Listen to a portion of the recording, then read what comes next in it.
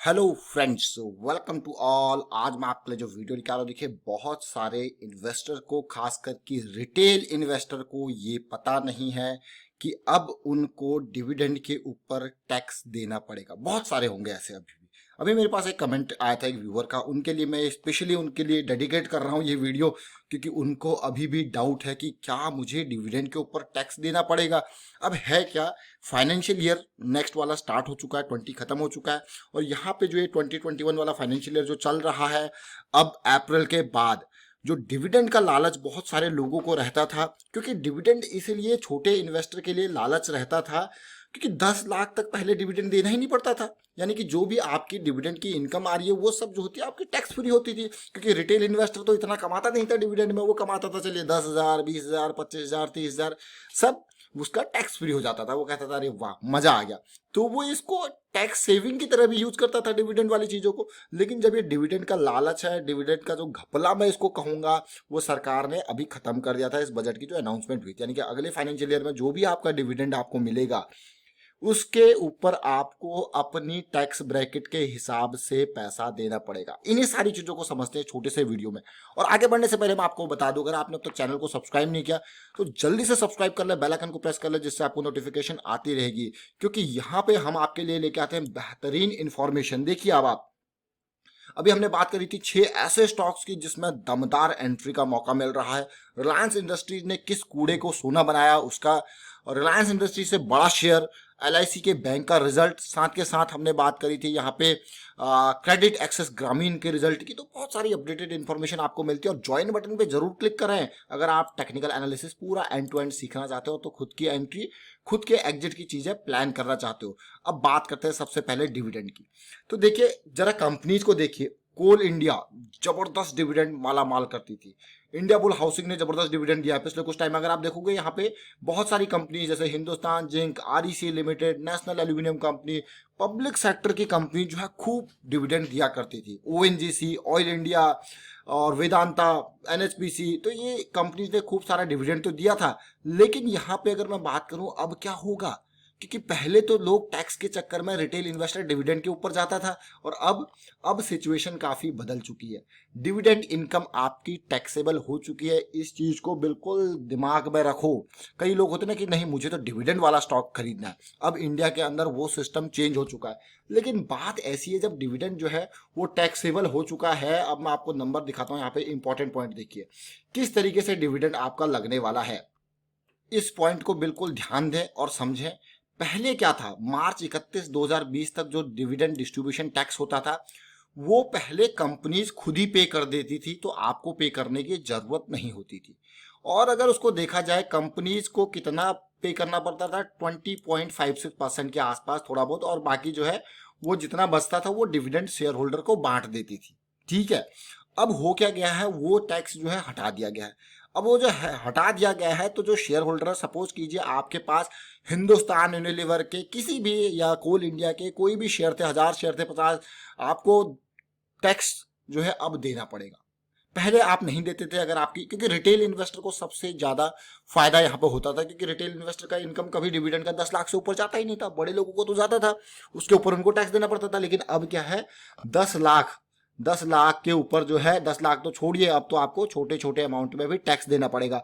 अब इस नए समीकरण जो आए हैं उसके हिसाब से नुकसान किसको हुआ, फायदा किसको हुआ, बहुत सारे लोगों को क्वेश्चन आएगा। देखिए नुकसान तो मैं कहूंगा सबको ही है, फायदा किसको है, फायदा सरकार को है। अब आप कहोगे कैसे, यहाँ पे अगर आप देखोगे एक कंपनी जब डिविडेंड बांटती है तो उस कंपनी में कितने छोटे इन्वेस्टर होते हैं। मेजरली प्रमोटर होता है, उसी को अच्छा खासा डिविडेंड मिलता है। इस चीज को याद रखें, प्रमोटर होता है उसी को अच्छा खासा डिविडेंड मिलता है। तो जब प्रमोटर को डिविडेंड मिलेगा, उसी ने बांटा, पहले उसको कितना टैक्स देना पड़ता था, 20% के आसपास, जो उसने पहले ही दे दिया। बाद में डिविडेंड के ऊपर उसको टैक्स नहीं देना होता था। लेकिन इस बार अब प्रमोटर की इनकम होगी जो वो हमेशा 10 लाख से, 50 लाख से ज्यादा होगी, 1 करोड़ से ज्यादा होगी, 2 करोड़, 5 करोड़ ज्यादा होगी, तो उसको अपने ब्रैकेट के हिसाब से टैक्स देना पड़ेगा। यानी कि यहाँ पे उसको टैक्स एक्स्ट्रा देना पड़ेगा। यानी कि प्रमोटर को तो नुकसान ही नुकसान है। समझ रहे होंगे अब आप, कंपनी के मालिक को तो नुकसान ही नुकसान है। अब बात ऐसी है कि अब कंपनी के मालिक को नुकसान है, तो वो, अब आप सोच रहे होंगे कि यार वो तो हमको ज्यादा डिविडेंड बांटेगा, ऐसा भूल जाइए, कौन बिजनेस में ऐसे ज्यादा डिविडेंड बांटेगा। पहले उसको जो है टैक्स नहीं देना पड़ता था, उसको खुद डिविडेंड मिलता था और उसके ऊपर भी उसको टैक्स नहीं देना होता था, तो वो डिविडेंड बांटता था। अब वो डिविडेंड कहाँ ही बांटेगा, मुझे तो लगता नहीं है इतना। लेकिन फिलहाल अलग अलग रेट जो अलग अलग मैं कहूँगा इस तरीके से, सबके नुकसान सबके फायदे हैं, बट आप जिस ब्रैकेट में लाई करते हो आपको उसके ऊपर डिविडेंड देना पड़ेगा। मान लीजिए कि आप लाई करते हो 10% के ब्रैकेट में, तो आपको जो टैक्स देना पड़ेगा वो 10% के हिसाब से देना पड़ेगा। आप लाई करते हो 20% टैक्स के ब्रैकेट में, तो आपको 20% के हिसाब से देना पड़ेगा। और अगर आप लाई करते हो 30% वाले ब्रैकेट में, तो वो आपकी इनकम है, ये मान के चलिए वो आपकी इनकम है, ऐड कर लीजिए, बाकी आपको टैक्स देना पड़ेगा। अब जो पॉइंट्स हैं उनको ध्यान रखें। क्या आपको डिविडेंड में जो डीडीटी डिविडेंड डिस्ट्रीब्यूशन टैक्स हटाया गया उसका कोई फायदा हो रहा है या नहीं हो रहा है? ऑल्दो ये बातें बहुत पुरानी है, ये फरवरी मार्च के टाइम पे सारी आ चुकी थी, लेकिन अभी अब जो है लोगों के डिविडेंड आएंगे फाइनल वाले, इसीलिए मैं ये आपको जो है अपडेट दे रहा हूँ। और एक मेंबर का कंसर्न था और उसके ऊपर उनकी रिक्वेस्ट के ऊपर मैं ये वीडियो क्रिएट कर रहा हूँ। यहाँ पे देखिए, जरा ध्यान दीजिए।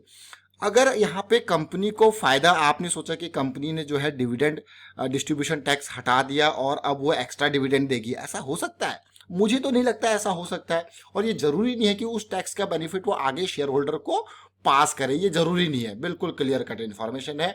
लेकिन अब बात यह है कि मान लीजिए वो पास भी करती है, तो आपको पिछले साल एक कंपनी ने 10 रुपए का डिविडेंड दिया था मान के चलिए, और इस साल उसने आपको फिर से 10 रुपए का डिविडेंड दिया। लेकिन इस बार अगर आप 20% के ब्रैकेट में आते हैं तो 2 रुपए तो आपको टैक्स देना है। आपके पास कितना बचा? 8 रुपया। तो आपको नुकसान ही नुकसान है अगर वो सेम डिविडेंड देती है। अगर बढ़ा के देती है डिविडेंड तो अब तो फिर भी ठीक है, लेकिन अगर आप मान के चलिए 30% के ब्रैकेट में आते हैं तो फिर क्या फिर क्या हुआ? फिर भी आपको नुकसान ही है। तो हर तरीके से नुकसान ही नुकसान मुझे लग रहा है। अगर आपको कोई फायदा लग रहा है तो कमेंट के थ्रू जरूर बताएं, क्योंकि पहले तो भाई 10 लाख का हिसाब था तो जो रिटेल निवेशक है वो बहुत ही फायदे में रहते थे, लेकिन अब बेचारे रिटेल निवेशकों का भी डिविडेंड यहाँ पे टैक्स जो है उनसे भी लिया जाएगा, चाहे छोटा हो या बड़ा इन्वेस्टर। अब बात आती है कि इसका फायदा किसको होगा सबसे ज्यादा? इसका फायदा सबसे ज्यादा किसको होगा? क्योंकि डिविडेंड के ऊपर खाली टैक्स स्लैब के ऊपर बहुत सारी चीजें और होती हैं, सरचार्ज एंड ऑल, सेस। जब आप देखोगे पूरा कैलकुलेट करोगे तो आप कहोगे यार ये तो बड़ा ही घाटे का सौदा हो गया।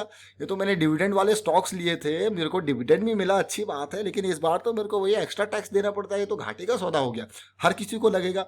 अब देखिए, अब होता क्या है, जो प्रोमोटर होते हैं कंपनी के, जैसे मैंने आपको पहले भी बताया, मैं फिर से बताऊंगा, वो हाईएस्ट टैक्स स्लैब में होते हैं।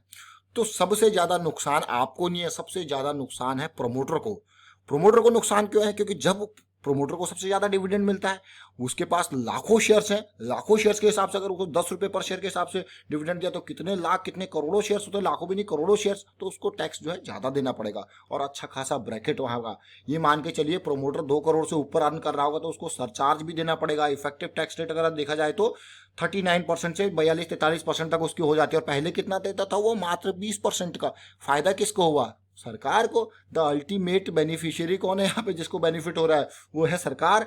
लेकिन अब एक बात आती है पब्लिक सेक्टर यूनिट्स की, जैसे कि आपकी इंडियन ऑयल, ओएनजीसी, पीएनबी, इसमें हिस्सेदारी किसकी है?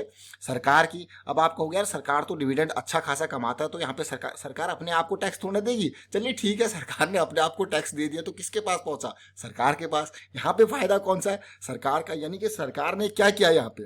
अब आप कहोगे यार ये सरकार बहुत बार चल रहा है, लेकिन भाई फायदे में सरकार ही है। सरकार ने क्या किया? अब पब्लिक सेक्टर यूनिट्स पे खूब सारा डिविडेंड मिलता है, आपको भी मिलता है, और इनकी मेजर प्रोमोटर सरकार होती है तो सरकार को भी डिविडेंड मिलता है। अब सरकार को तो जो पैसा डिविडेंड पे मिल गया तो सरकार को तो टैक्स देगी नहीं, तो इसीलिए आपसे तो टैक्स ले ही लिया, और बाकी जो बड़े प्रोमोटर बड़े बाहर वाले लोग हैं उनसे भी टैक्स ले लिया, और अपनी कंपनी से टैक्स अपने आप ले लिया। अपने आप को तो टैक्स देना नहीं है, तो साफ सुथरा जो बेनिफिशियरी है, जो बेनिफिट जिसको मिल रहा है, मैं कहूँगा वो है गवर्नमेंट ऑफ इंडिया। तो डिविडेंड डिस्ट्रीब्यूशन टैक्स हटा, डिविडेंड जो आपके खातों में आ रहा है उसके ऊपर टैक्स लगा, और इस टैक्स के लिए मतलब सोचिए, जरा सोचिए इस चीज को, ये लॉजिक, ये बहुत ही कॉमन चीज है। अब आपको सिंपल सीधे शब्दों में ये है कि अब आपके अकाउंट में जितना डिविडेंड आएगा कैलकुलेट कर लीजिए, that will be considered as your income, और उसके ऊपर देना पड़ेगा आपको टैक्स। साफ सीधी बात है, साफ कहना सुखी रहना। टैक्स तो आपको देना ही पड़ेगा। फायदा किसको होगा? सरकार को। इसीलिए तो सरकार लेके आई है, नहीं तो क्यों लेके आती? जरा सोचिए, नहीं तो क्यों लेके आती जब उसको फायदा नहीं है? फायदा है तब सरकार को फायदा है तो सरकार लेके आई है। अब यह कि बाकी जो प्राइवेट कंपनीज हैं जो अब तक जो डिविडेंड दे रहे थे और प्रोमोटर वहां पे जिनको फायदा मिल रहा था, उन प्रोमोटर को भी जो टैक्स देना पड़ेगा। प्रोमोटर कहेगा क्या ही डिविडेंड दे यार, उतना टैक्स उधर देना है, तो डिविडेंड में वहां पे भी जो आप देखना पड़ेगा कितना कितना डिविडेंड आते हैं। तो डिविडेंड जिस तरीके से पहले अट्रैक्टिव लगता था रिटेल इन्वेस्टर को, वो इसकी चमक धमक खत्म हो गई है। वो चमक धमक डिविडेंड की खत्म हो गई है। और यहाँ पे मैं वाइंड अप करता हूँ वीडियो को। उम्मीद करता हूँ आपको समझ में जरूर आ गया होगा कि अब आपको भाई अपनी जेब ढीली करनी है, टैक्स तो देना ही पड़ेगा डिविडेंड के ऊपर। जैसा आपका ब्रैकेट है वैसा आपको टैक्स देना पड़ेगा। वीडियो को शेयर जरूर कीजिए, क्योंकि ये आपने तक इन्फॉर्मेशन मत रखिए। ऑन डिमांड हमने बनाई है, एक मेंबर ने डिमांड किया, एक व्यूअर ने डिमांड किया, हमने उनके लिए ये वीडियो क्रिएट कर दिया कि चलिए, और बहुत सारे लोगों को इसके ऊपर फायदा भी होगा। वीडियो अच्छा लगा तो शेयर कीजिए, लाइक कीजिए, चैनल सब्सक्राइब करो, जल्दी से सब्सक्राइब कर ले, बेल आइकन को प्रेस कर ले, जिससे आपको नोटिफिकेशन आती रहेगी। Thank you for watching the video.